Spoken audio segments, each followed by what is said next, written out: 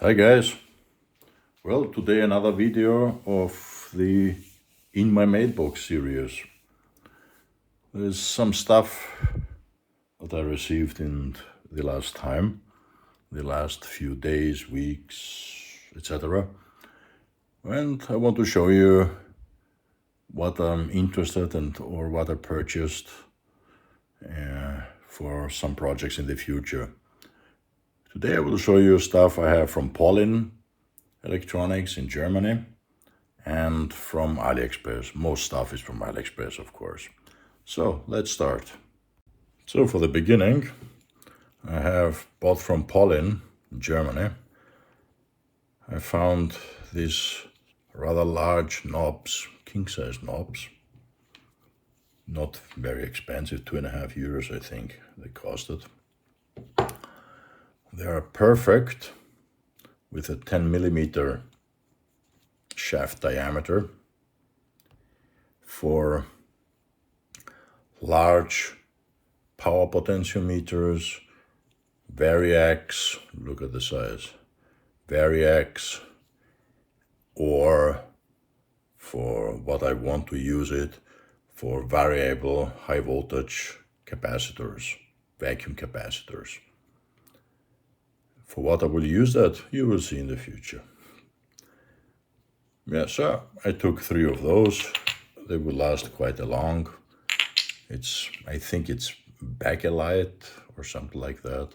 It's a very sturdy material. For all things what you see, or for example for the Polin stuff, I will show you after that the website of Polin, how it looks, and I will put, of course, links in the video. For the Aliexpress stuff, I would just put the links in the video, and so you can order it from, if you want, if you're interested. So let's continue with the Polin stuff. So let's put this away. Next thing are these rather nice TEKO boxes. Okay, and we have no focus. Now we have it. The one is, let's see, you see the size here, 110 by 70 by 48. It's a rather small one. And the other one is a larger one, 161 by 97 by 61. The reason why I bought it is for one of my future projects that I want to make a controller for a PTC heating plate that I'm using. Problem is that this heating plate is a cheap PTC heating plate from China. It goes up to the maximum of that it can go in temperature, and it's not adjustable. Now I want to adjust the whole, to make all this thing adjustable with a controller. This will be one of my future projects that I have as a video. And of course I will use this controller, this universal front panel controller I made in my previous video, as the basis for all this, for the heater controller. I probably will use this enclosure because this is a little bit too large. There will be a lot of empty space. I will use this one with my controller plate, but I will not use this aluminum front plate. I will use a PCB front plate that goes all over the box, will be designed. So this will be probably, there will be one PCB where this thing is mounted from the behind, and another PCB that incorporates the AC/DC power supply for this thing, and the rest of the electronic, and the triac control. So cheap housings. Again, I bought them from Polin Electronic. And this one, I'm not sure what I will use with that. I have bought a bigger one, but I don't want to show you another bigger one. It's too big for the camera at the moment. I plan another project that I plan in the future is a signal tracer and signal injector, and yeah, many things.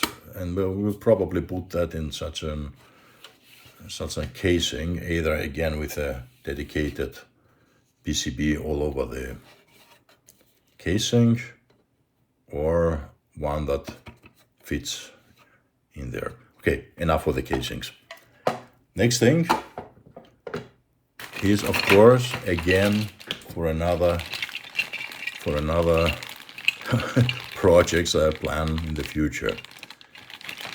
These are old UHF modulators from ALPS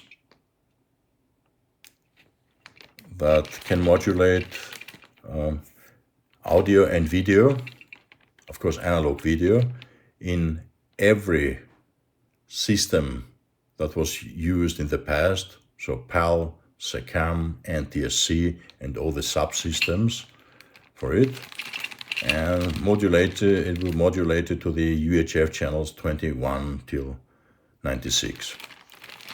These are very nice modulators, fully controlled through I2C, and they use the Motorola MC44, let me see, 44353 chip.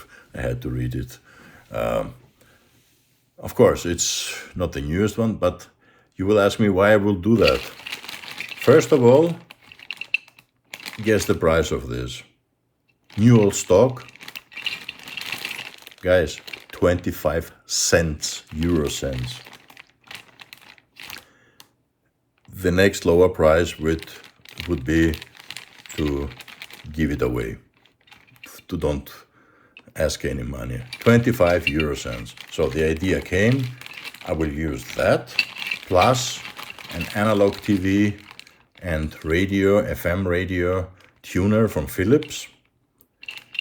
Put both of it in an enclosure. Use this thing again to control it through I2C, because the other tuner is controlled through I2C too. And then I have a universal FM and analog TV, VHF and UHF receiver that demodulates to an FBS and a CVBS signal, video, color video signal, and audio, stereo audio for FM. And the opposite, I can use a mono, not a stereo, a mono signal, and modulate it to every UHF usable channel 21 to 69 from the past. I will use that to test old TV receivers, and just for fun. Honestly, I'm not really 100% sure for what I will use it. Yeah.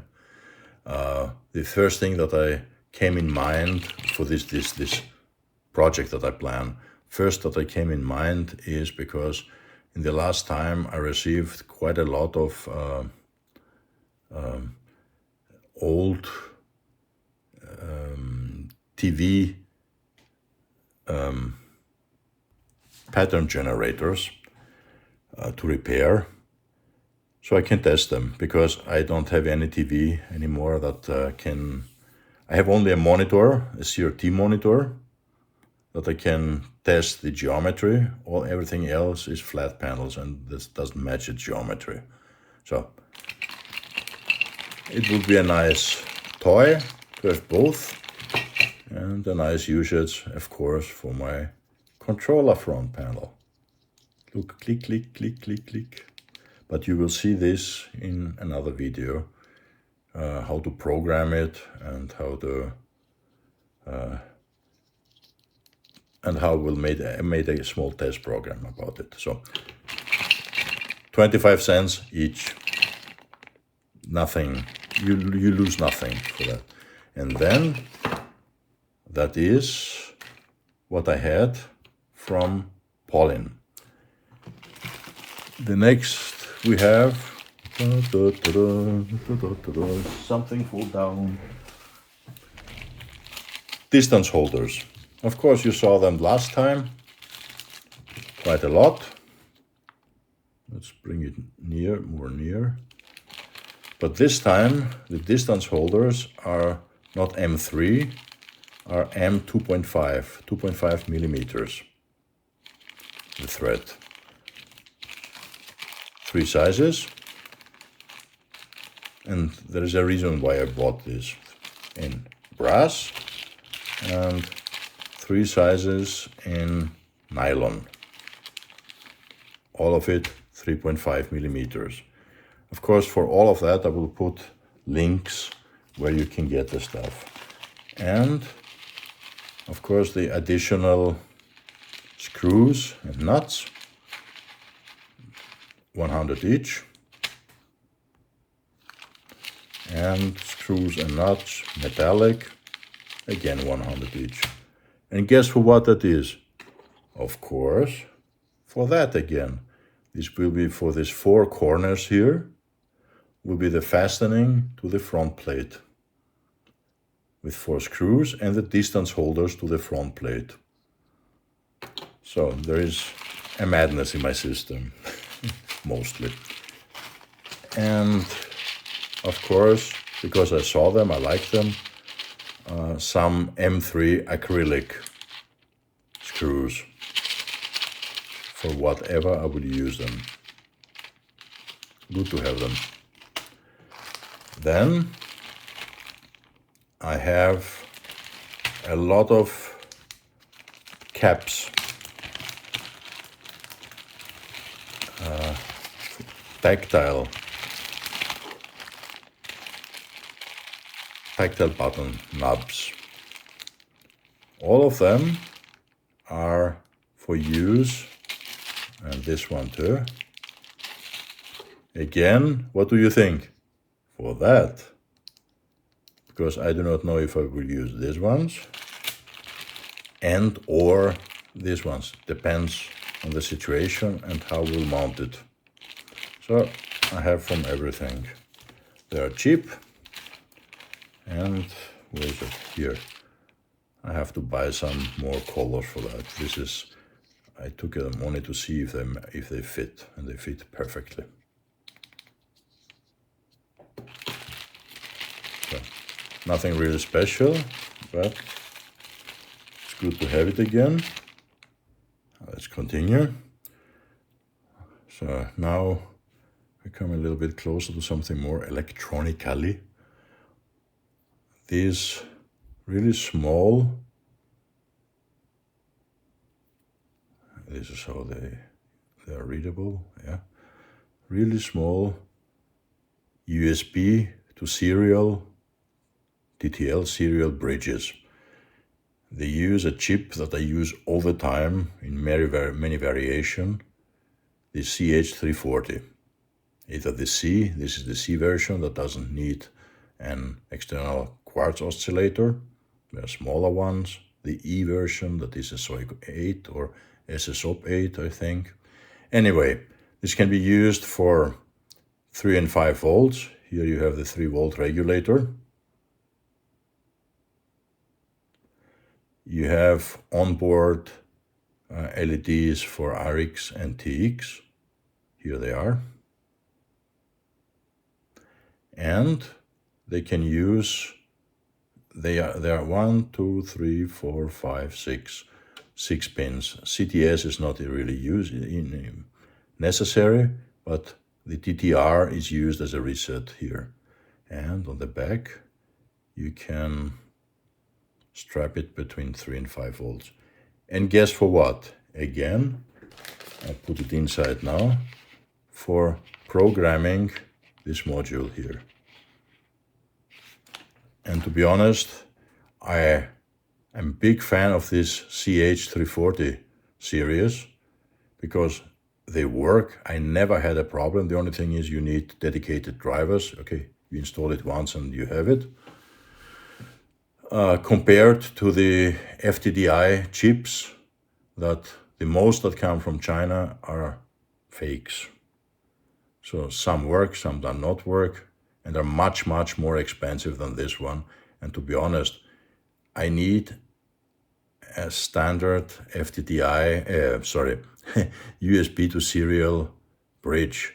I need no gimmicks. I need no GPIOs. I need them not programmable, etc., like many of the FTDIs are. So this is much more reliable.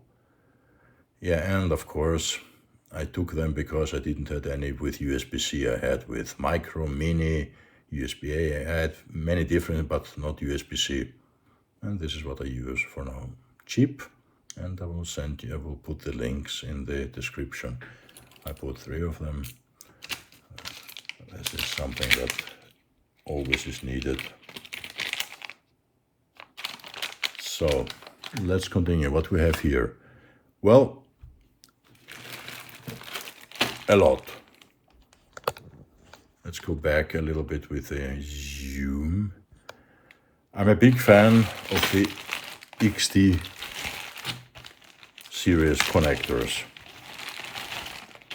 XT30, I don't want to take it out, XT60s, and are these 90s? Yeah, XT90s. These are high current connectors and even high voltage connectors, and I'm going to use them extensively in most of my DC-DC power supplies that I'm planning. For example,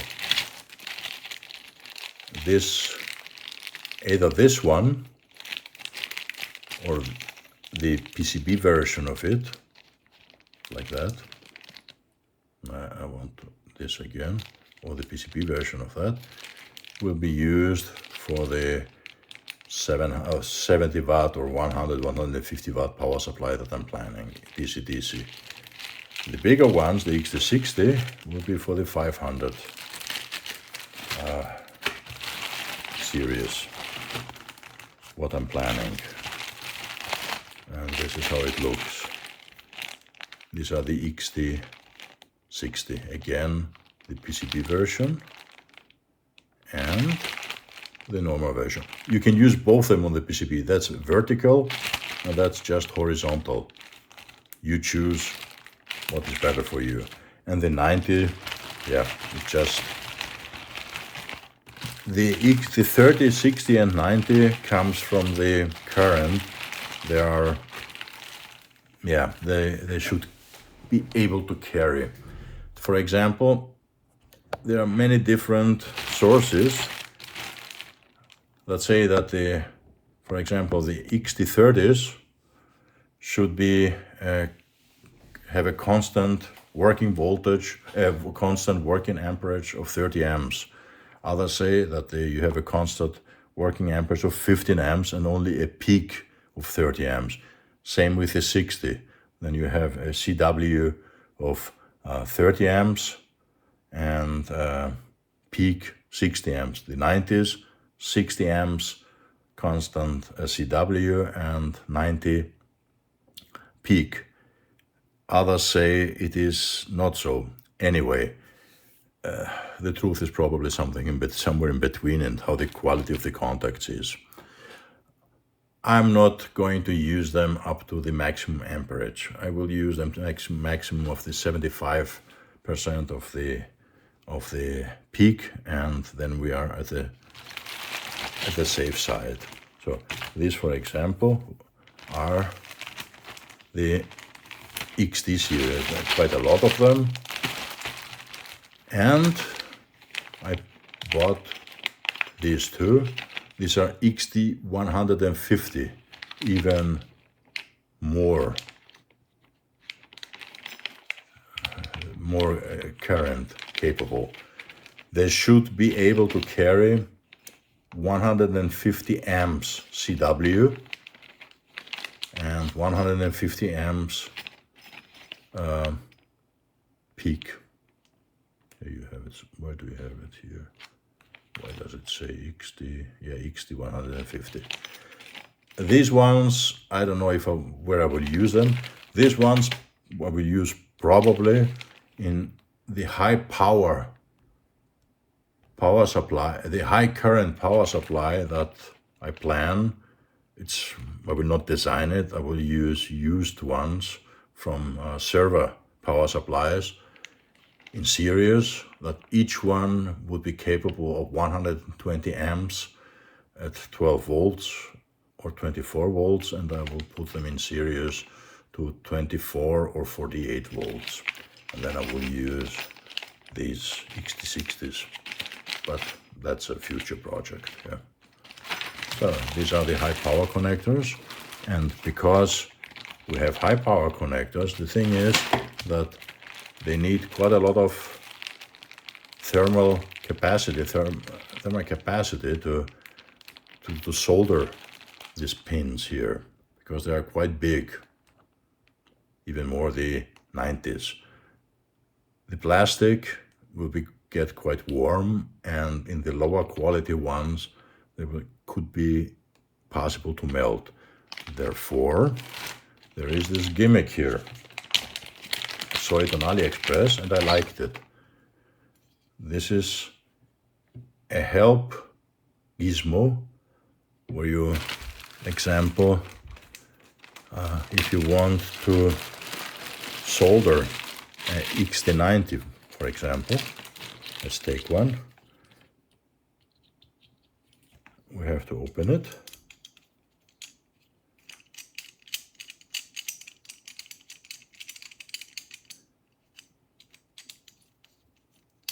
Let's see if it fits, or if I bought something silly. I have to open it more. More. I'm closing it instead of opening it. Yeah, anyway, that's me. Now let's see if it fits. Now it fits. So now, first of all, you have it stabilized to be able to solder without jittering. Yeah? And the second thing is, this is massive aluminum. That's a heatsink. That would draw the temperature away from the plastic and would help you to not melt the plastic. Depends on how good you are with soldering, of course, yeah. But normally you use a lot of power, very short time. But if you use a soldering iron of 30 watts, you will not be able to do that, yeah. You probably at the time that the solder starts flowing, you have a melted plastic, so you need quite a lot of power, at least 100 watts for that, 70 to 100 watts at least, yeah. And this is a nice heatsink. Same here for the bullet kind of connectors, or for the XT60, the T1s, Mini T, etc. It's a rather inexpensive gimmick, but I like it. Honestly, I do not know even if I use it, but I saw it and I liked it. So I will probably try to use it, depending on what the quality of this Chinese plastic is. Yeah. If I see that it is very resistant to temperature, I don't know if I will use it. Otherwise, I will use that. Anyway, again, links for everything will be in the description. And now we will have the last thing that I want to show you, that I bought, that I received. To be honest, I saw it so many times on Aliexpress, in reviews, etc. I will not make a review this time for that, because there are so many reviews, or perhaps I will make a dedicated video for that. I will only show you what it does. It is a small 50 by 50. I have to, one moment.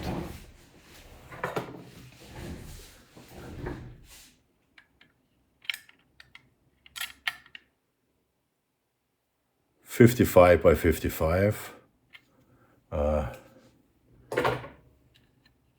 hot plate that, to be honest, it works quite good. It is very nice constructed. All these levels are just to isolate the heating from the casing. Yeah, it has a USB-C power adapter, needs a USB-C cable, and this is why I bought this too. It's 120 watt from Xiaomi, however you want to tell it. I like this brand, and I trust this brand, and it works. Yeah. So this is 120 watt, and I will show that when I have my analyzer. Yeah. And with that, you get this nice, quite thick. That means you can carry a lot of amperage. USB-A to USB-C, and I will show you how this thing works. Yeah, now I connected the USB-C cable on it. As you can see, it is already through power delivery chosen 20.3 volts. This flickering is only from the camera. If I come near with the light, it gets worse. I cannot get it away anyway, or I don't know how to remove it, but the flickering is only through the camera. With the naked eye, you don't see it. And there's a menu, but I don't want to make a review for that. I want to show you how it works. There on the back, is it hot? No, not yet. There are two buttons. If you press both buttons, it starts to heat. And we will wait to get up to full temperature of 280 degrees. That is changeable in the menu. Let's see how long it takes. We reached 190 degrees, and you see already it starts to get warm. Okay, we reached 240 degrees. It took 3.5 minutes till there, and we already can remove the ICs. That easy. I don't know, look, I'm not interested in these ICs. It is already doing its job. So let's remove this one. As you can see here, the ICs. Yeah. And let's put one with a lot of copper on the, and it's not really flat. So I will try to push it a little bit more down. And let's see how long it will. You see, it's already starting to get very, very. Let's see if it is already. Not yet. But perhaps it's better like that.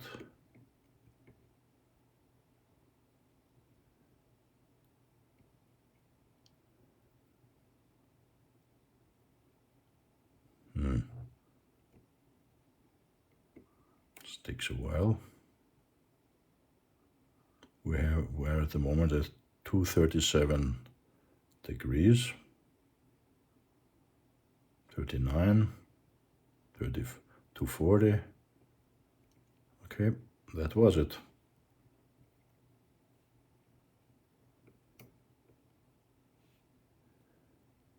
Oops. Sorry.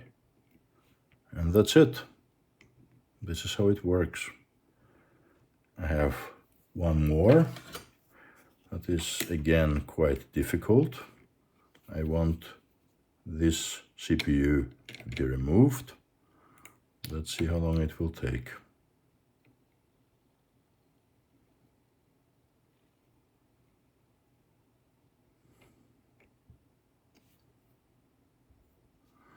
Okay, took not even a minute, and we can remove it. Same with the rest of the parts here. So, and this is quite a large PCB for that small.